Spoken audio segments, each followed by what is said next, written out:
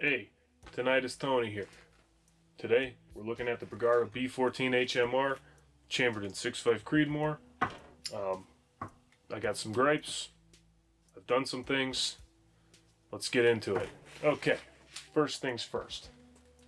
This rifle comes with a sub-MOA guarantee. The whole reason that I'm making this video, the whole reason that I'm showing anybody this, is because this rifle came with a sub-MOA guarantee. And you know what? They're fucking lying.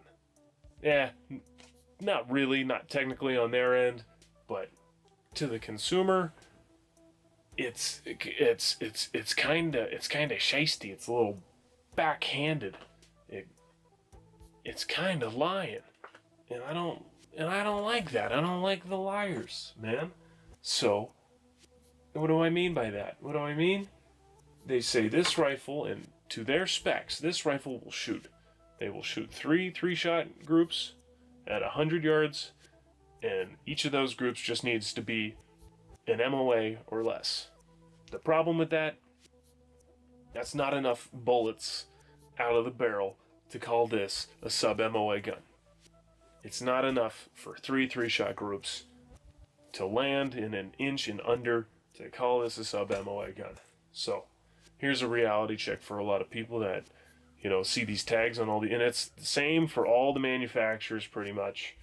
Everybody is, guaranteeing sub-MOA accuracy. Sub-MOA out of this thing for $1,200, and it's really not. I've grouped it. I'd say on a really, really good day, 1.2 inch group, and shooting good hand loads that are tuned for it. 1.2 inch factory ammunition, you're looking 1.5 to 2 inches at 100 yards. If you're doing your job, holy shit. If you're a competent shooter and you understand the marks, what it takes to be a marksman, this gun, you can squeeze 1.5, 1.2. You can shoot plenty of sub-MOA groups, but realistically, this thing is, the cone of fire is 1.5 inches on the paper. Anyways, that's why I'm making this video, because I couldn't have that. I bought this rifle. I wanted it to shoot laser beams into the same exact spot, which I know is my fault for putting that in my own head. But when somebody guarantees you sub-MOA, you want sub-MOA. So, and if you want to learn more about what you should realistically be looking for in a rifle, what you should expect, realistic expectations out of rifles, I highly suggest you go watch the Hornady podcast, number 50, episode 50, and episode 52. The guys over at Hornady did an excellent podcast breaking down, the statistics of it and getting good data. Effectively, more data is better. They say garbage in, garbage out. So if you're only shooting 3-round groups, and you're trying to adjust your load for 3-round groups, and you're basing it off of I shot this 3-round group at this powder load. Chances are all your powder loads on the paper, which I have done this, all the powder loads on the paper are about the same. So big change. This is really what they're talking about. But what to expect out of a rifle that you buy off the shelf, not a custom action, not trued up or anything. This and this is Bergara action, Remington 700 clone. It's pretty good. It's really nice. I really like it. I know people have their problems with it. I think it's a fine shooting rifle, but when I initially shot it, or after I was initially shooting it, I was hoping that the accuracy would come in, after I put 50 rounds down the tube. I was like, okay, now that, barrel breaking should be done and start shrinking up. And it didn't happen. So I've taken some matters into my own hands, and I've started to accurize this rifle. And a lot of people say a lot of these things are, pretty much what you should do with any rifle out of the box anyways, anything that you're going to buy off the shelf. So let's jump into it. I'm going to tell you guys what I did to this thing to help me shoot better, and a few more things that I haven't shot it with yet that I'm hoping, really hoping that it helps me out in the long run. I'm going to be going to the range this weekend, so I should have something up shortly, my results shortly with my new configurations. But let's just go over what I got on this thing. Okay, we're going butt to tip because we're not Grand Thumb here. All right, or anybody else for that matter. Okay, so on the back of this rifle, first things first, this isn't stock. This is a KRG adjustable butt plate, and it bolts right up to the stock HMR chassis, which is really nice. For 45 bucks, you can't go wrong. That's a great choice. You know, I've already tried it out laying down on the ground. I haven't shot it with this yet, but I've laid down on the ground. It feels comfy.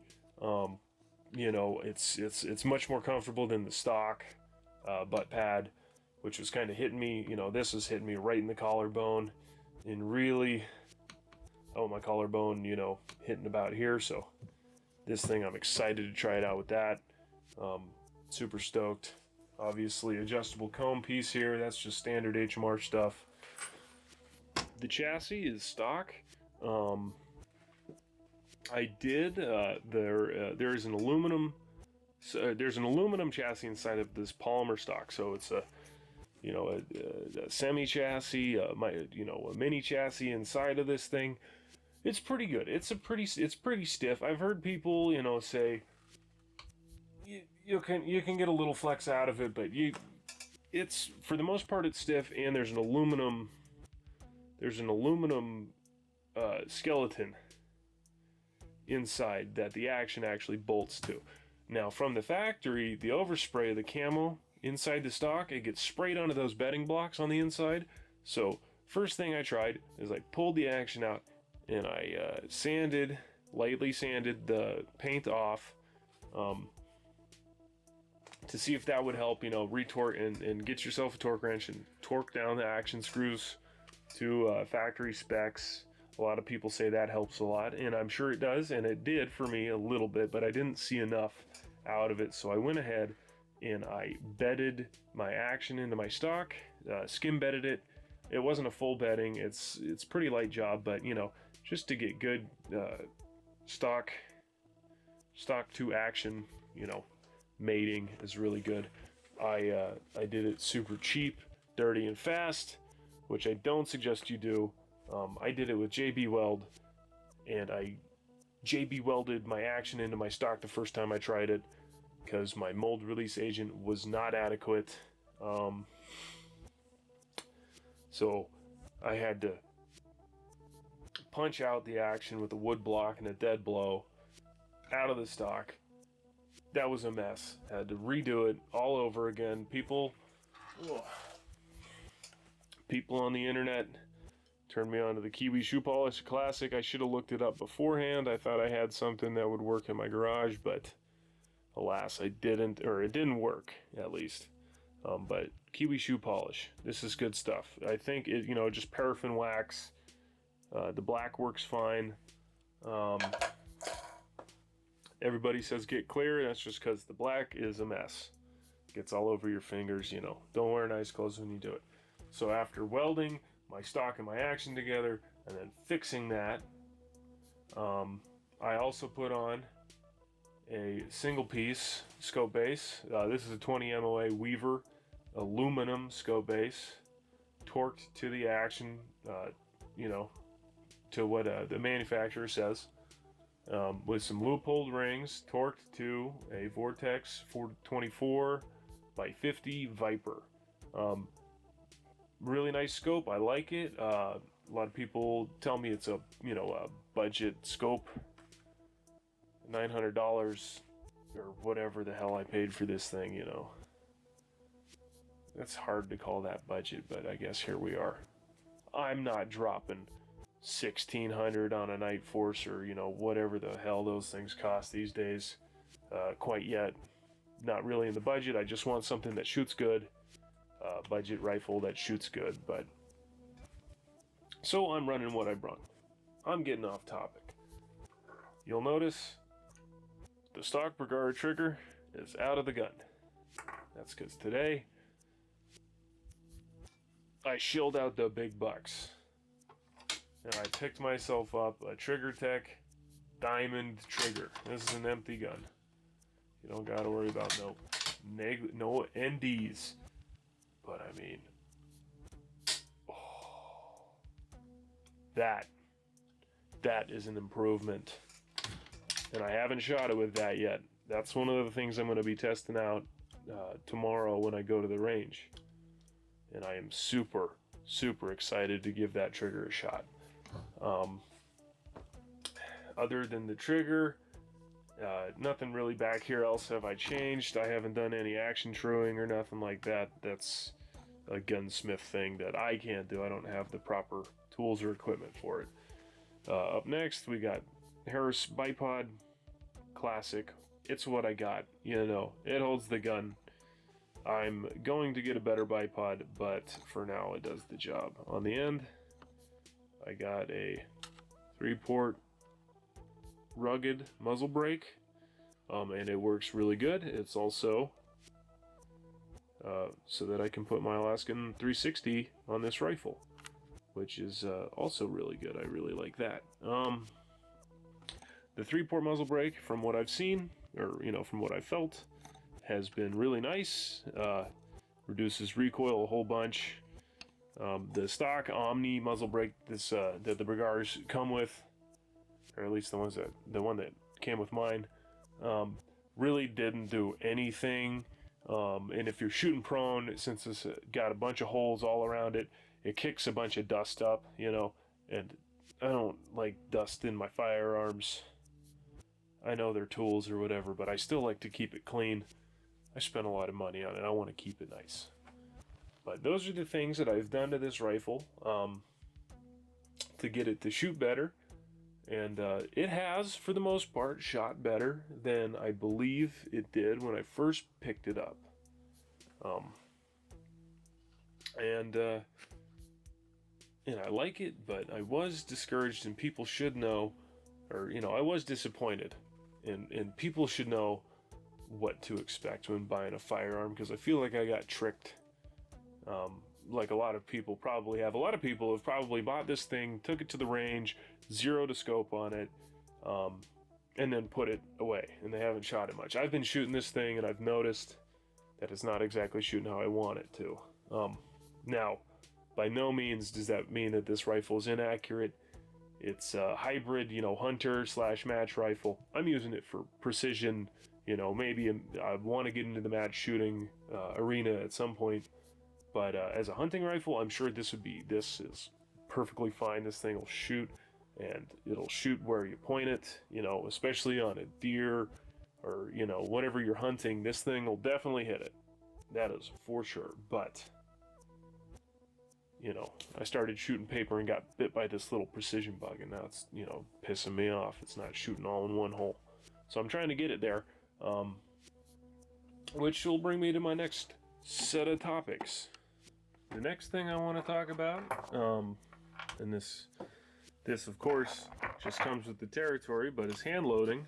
Or I suppose you could buy really nice ammunition, match ammunition. It's just so bloody expensive, and reloading has turned into a really good hobby. It keeps me busy, helps my ADHD, keep the fingers moving. Anyways, for tomorrow's test, I got 100 brand new. I took Eric Cortina's advice. He told me, he didn't tell me personally, but on YouTube, he's a ELR guy. He's a world champion, world class dude. And he said, get good brass, good bullets, and good barrel. I haven't gotten a good barrel yet, but I certainly did pick up some Lapua brass. This is all never been fired Lapua brass. I've been loading Norma brass, which has been perfectly fine, perfectly good brass. But I figured I'd do it I'd do it to a T, just see how see how his methodology works, because I've heard that Lapua is the best. I can't tell you that. Other people probably can, though. So I got 100 pieces of Lapua brass, and I got 20 round loads here. And the loads I got are Sierra Hollow Point Boat Tail 140 Sierra Match Kings, 140 grain, 6.5 Sierra Match Kings. Those are loaded 20 thousandths off the lands. Next to it, I got 142 grain Sierra Match Kings, and those are loaded to 20 thousandths off the lands. And then next to that, I have the same bullet, just loaded to mag length spec, or sorry, these are mag length spec, mag length loaded. These are loaded to mag length. So I did it by the book here, and then I took these ones 20 thousandths off the lands, which is what I've deduced from, again, Eric Cortina's method of, you come 10 thousandths off the lands and you shoot, 5-shot groups, and each of them you move the seeding depth out 3 thousandths or 2 thousandths or whatever he does, and around 20 thousandths off the lands is where I found a node. But again, back to I wasn't shooting that many bullets, so I'm not exactly sure, but 20 thousandths generally been a pretty good zone for my gun here. So these ones are loaded to what I think the chamber's gonna like. Next up is I got some Bergara VLD target. I believe that's what they are. I don't think they're not the hybrid targets, they're just the normal targets. 140 grain burgers. And the same thing here. These are loaded mag length, book spec, and then these ones are bumped 20 thousandths off the lands. And I'm really, I'm not really, I'm hoping that the cheapest bullet shoots the best, because that'll make it easier for me. The freaking Hornady 140 ELD matches, I hope that those shoot the best out of all of them, but really I'm hoping that the burgers make this thing sing. So we're gonna see. I'll be back with the range, what I found at the range. I'm probably gonna be doing 5-round groups with each cartridge and seeing what they do and just feeling it out. I'm taking a couple buddies, so I'm gonna save some ammo. We're gonna shoot steel, 500 yards or whatever, not grouping with it, because at the end of the day, you gotta have fun. It's a rifle. It's supposed to be fun. I like shooting, getting people out there. I'm trying not to stay hyper focused on the paper, but I'm kind of hyper focused on the paper right now. But that's what I got going on here.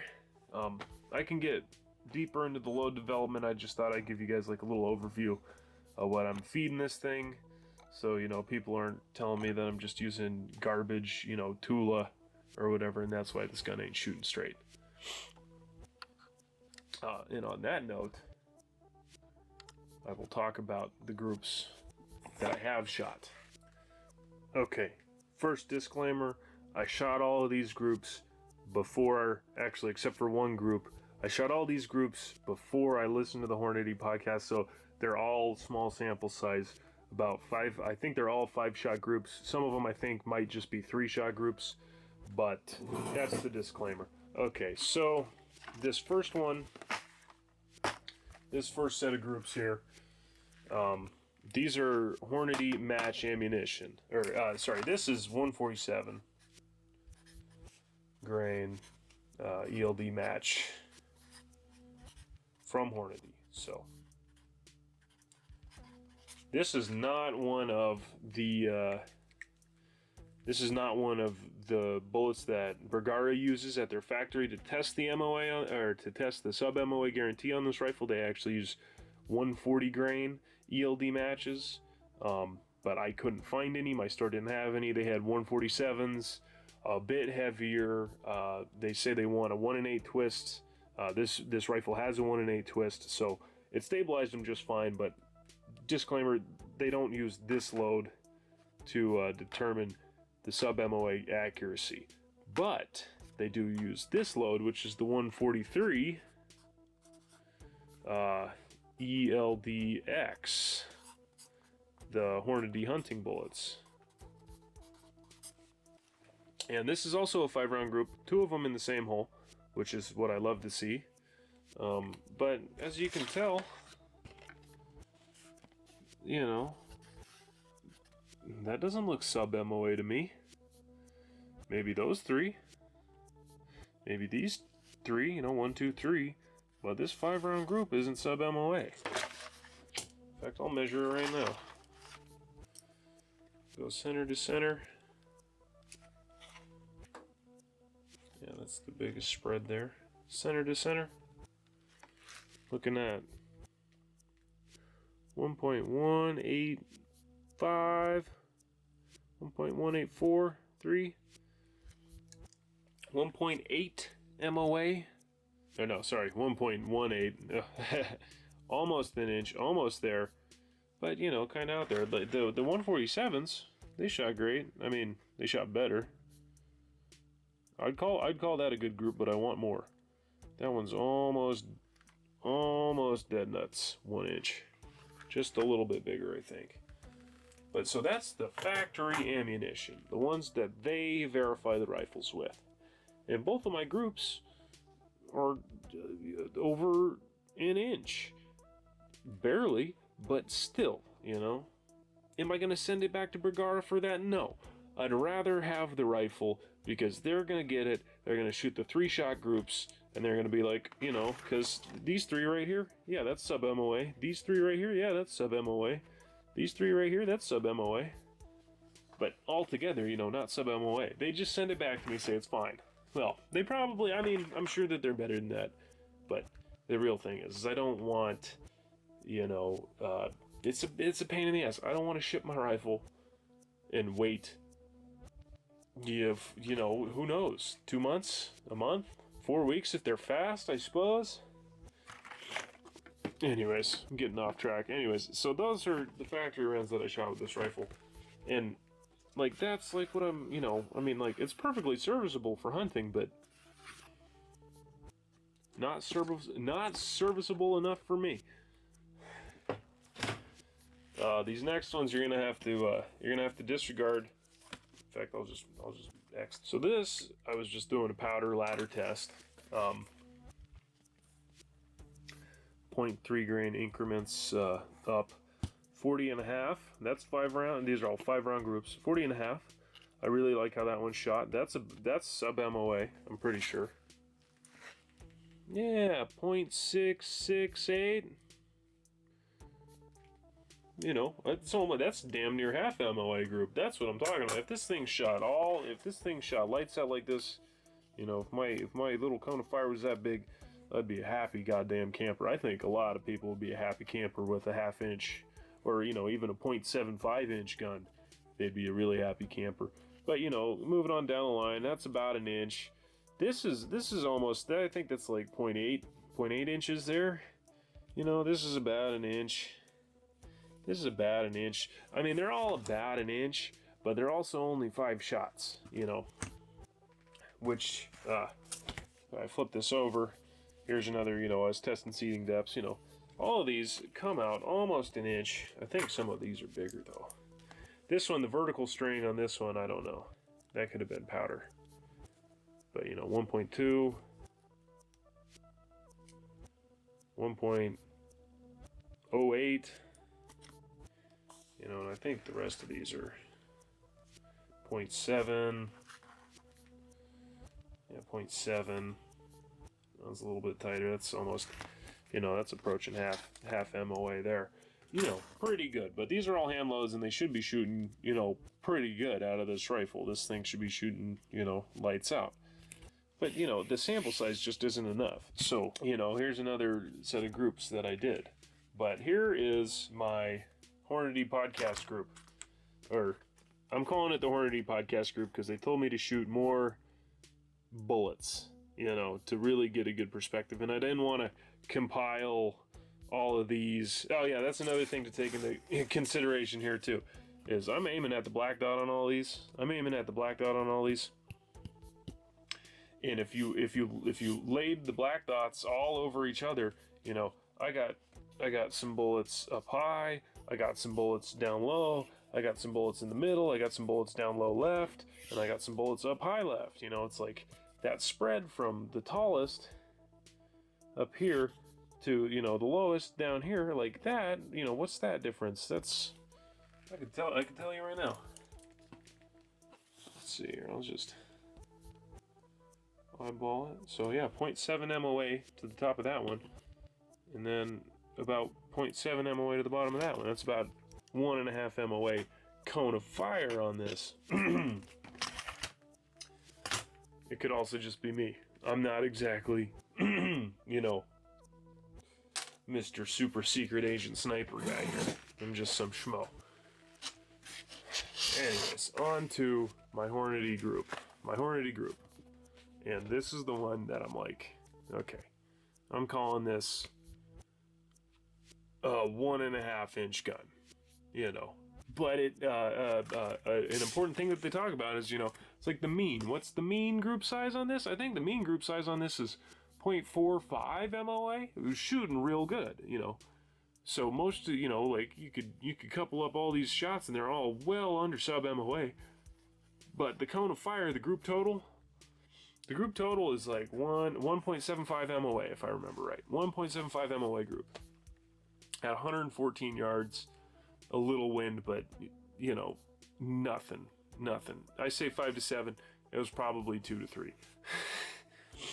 I don't have a Kestrel, so I can't, you know, verify that. But this is shooting 40.5 grains, 140 grain ELDMs. The match bullets, I'm 25 thousandths off the jam there, and I felt that it shot really good. And now this, I'm happy with this group. I'm not happy that it's not a sub MOA group. I'm just happy that I know what this rifle realistically, you know, if I shot 20 shots, 30 shots, 50 shots, you know, they're all gonna land in that zone. And I like to know that. I just, you know, if these companies just come out and say, look, you know, realistically, every shot you put down that tube, you know, they should guarantee like 1.5 MOA. I think that's a perfectly reasonable thing to guarantee is 1.5 MOA on a bolt gun off the shelf. But they just gotta say sub MOA guarantee. That's my problem with it. I think people ought to know that when they go looking to buy a rifle, or, you know, they're considering which rifle do I get here or there, blah blah blah. Now that I said that, I picked up this rifle. I have voided my manufacturer warranty.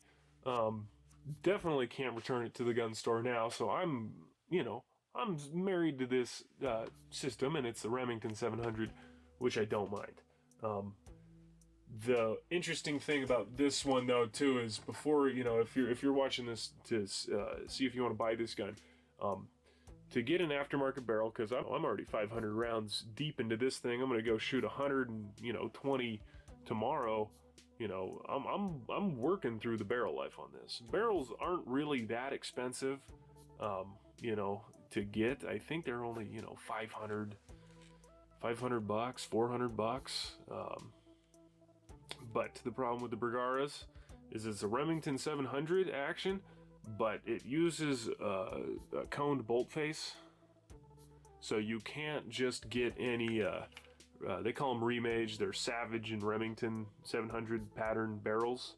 You can't just get any old remage barrel pre-fit chambered for the Bergara. There are a few companies that do Bergara cone bolt.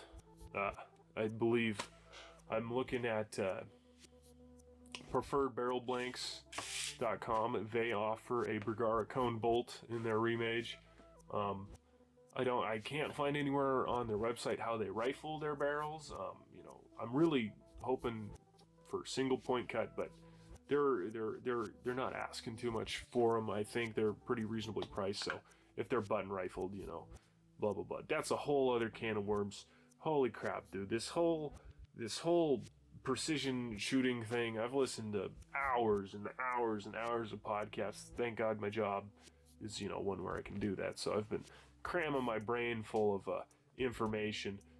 I'm not sure how much of it usable or, you know, that I got right, but That's another thing to look out for on these, is they do have a cone bolt face, so you can't just use any old Remington 700 barrel laying around. You got to get one that has the cone ground into the chamber in the actual barrel.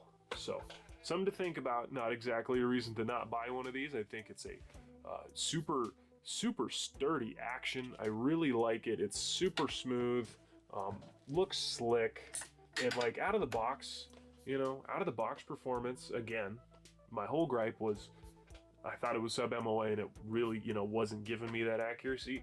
Out of the box, it shoots good. It's a good learning, you know, 22 is a good learning rifle to shoot, you know, but for, you know, center fire, somebody starting out, 6.5 Creedmoors everywhere. I really like the round. You can get these in 308, you know, whatever caliber you want to get them in, but I really like it.